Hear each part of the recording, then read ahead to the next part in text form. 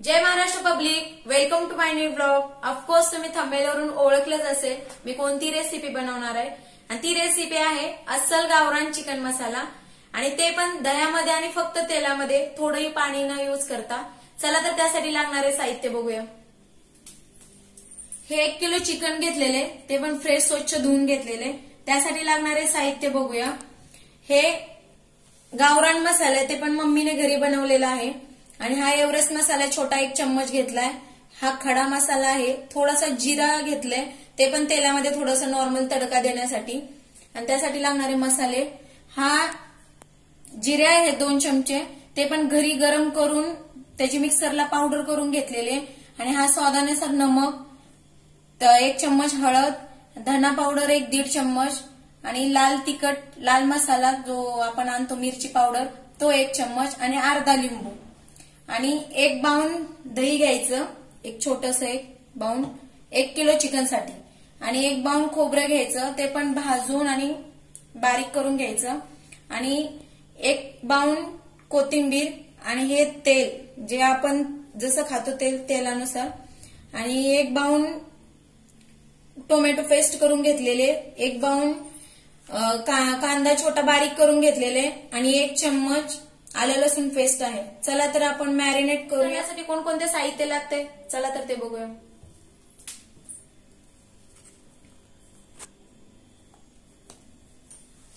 हे मी लाल मिरची टाकून घेते, जे मी सांगितलेले तुम्हाला 1 चम्मच यूज केलेला आहे. हळद 1 चम्मच, नमक स्वादानुसार आहे ते टाकून घेतले.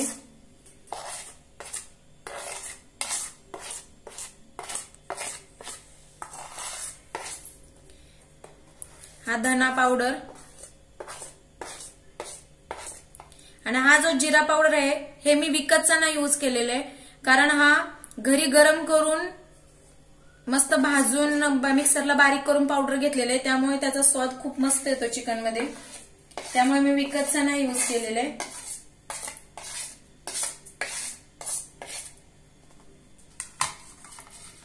आलं लसूण पेस्ट ही 1 चमच्याच्या 1/2 चम्मच ह्याच्यामध्ये टाकून घ्यायची. नंतर तेलामध्ये तडका देण्यासाठी हा यूज करायचा आहे.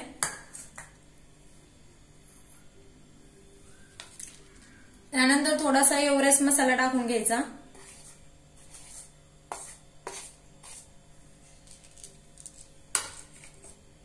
हे दही 1 बाउंड घेतलेलं आहे, हे दही अर्धा बाउंड ह्याच्यामध्ये टाकून घ्यायचं, मॅरिनेट मस्त होतं. आणि त्याच्यानंतर थोडंसं वरून टाकायचं, म्हणजे त्याचं पाणी सुटून ते छान मस्त शिजतं त्याच्यामध्ये. त्यामुळे मी अर्धा बाउंड दही टाकून घेते. आणि हा अर्धा लिंबू आहे, हा ह्याच्यामध्ये टाकून घ्यायचा आहे मस्त.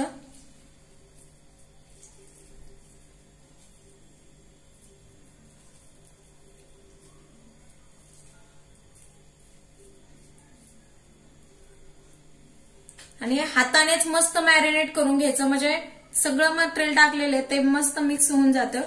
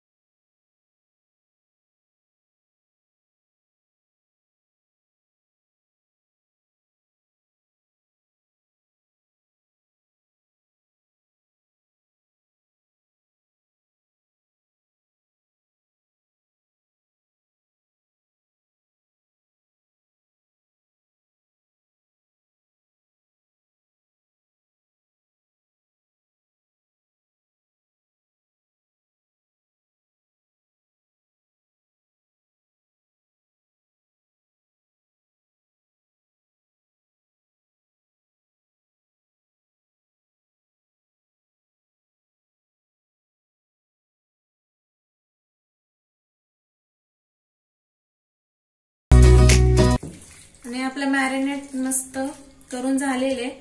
मॅरिनेट होण्यासाठी थोडंसं झाकून ठेवायचं 15 ते 20 मिनिटसाठी.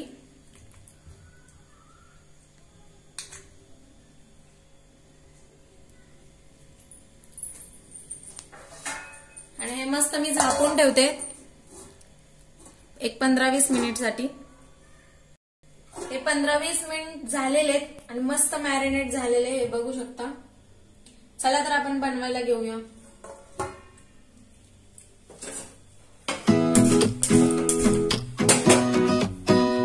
आणि मी हे लोखंडाच्या कढईमध्ये बनवते कारण ह्याच्यामध्ये मस्त बनतं आणि मला ह्याचीच सवय आहे. जेव्हा मी चिकन बनवते तेव्हा याच कढईमध्ये बनवते. चला तर मस्त कढई गरम होऊ देऊया.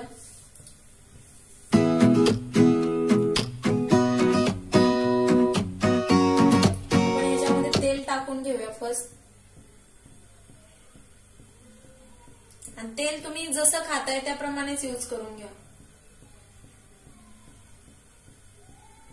तेल थोडस गरम होऊ द्या. आपलं तेल गरम झालेलं आहे. ह्याच्यामध्ये आता खडा मसाला टाकून घ्यायचा.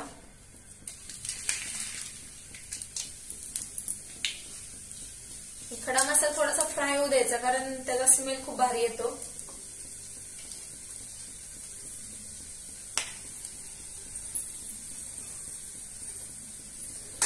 थोडासा फ्राय होऊ द्यायचा. त्याच्यानंतर थोडेसे जिरे टाकून घ्यायचे.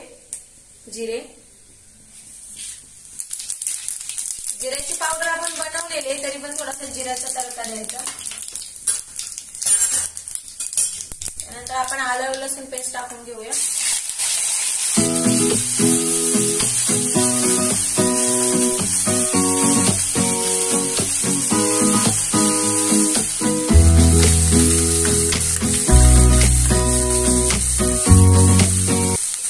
कांदा मस्त लाल होईपर्यंत फ्राय करून घ्यायचा.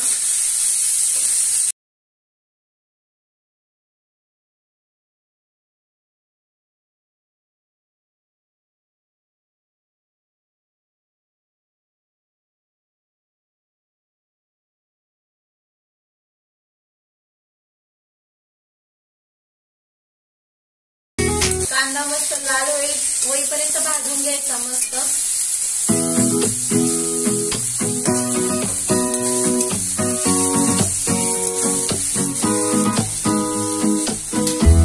मस्त लाल भाजून झालेला आहे कांदा. यामध्ये टोमॅटोची पेस्ट टाकून घ्यावा 1 वाटी. आणि टोमॅटोचं जोपर्यंत लाल पाणी सुटत नाही तोपर्यंत फ्राय करून घ्यायचं मस्त.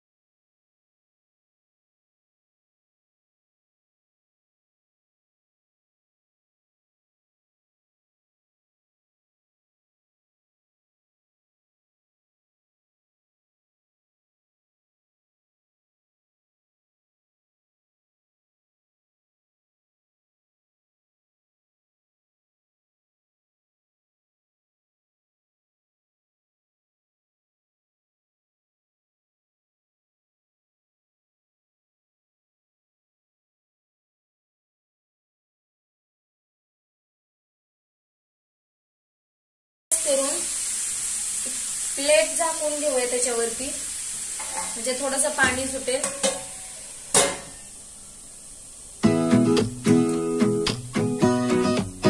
मध्ये थोडंसं हलवून घेऊया हे, कारण पाणी सुटायला चालू झालेलं आहे.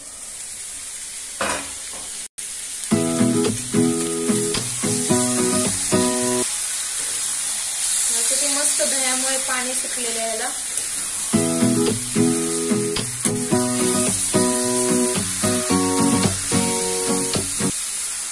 जेवढे तुम्ही दही टाकसाल तेवढं मस्त पाणी सुटेल.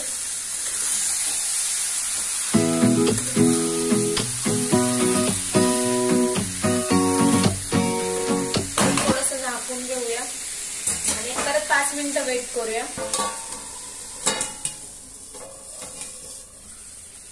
मस्त पाणी सुटलेले, थोडंसं हलवून घेऊया.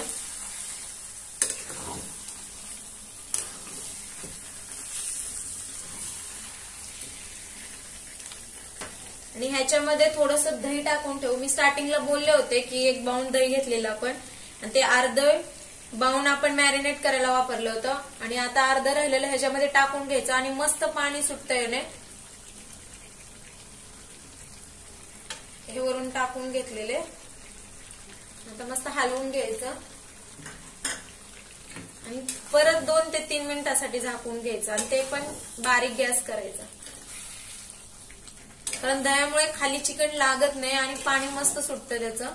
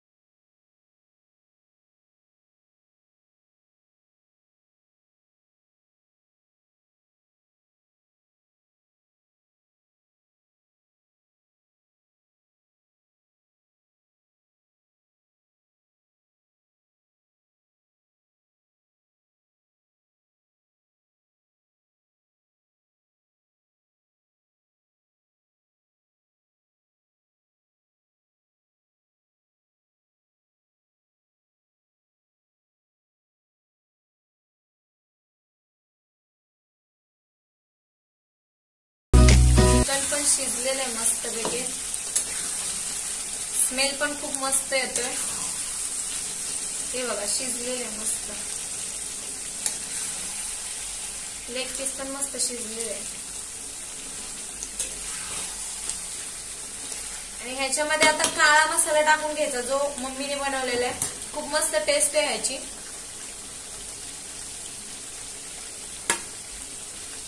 मस्त हलवून घ्यायचा आता एकजीव.